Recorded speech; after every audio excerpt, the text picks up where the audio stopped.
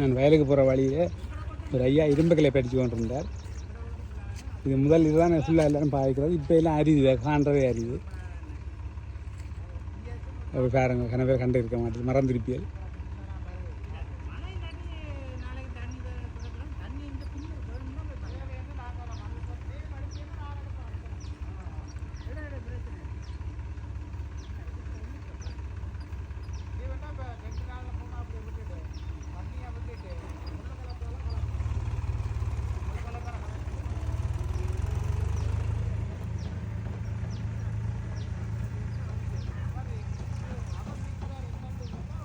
இரும்புக்களை பேர பிரட்டல்னு சொல்கிறேன், பிரட்டுறது.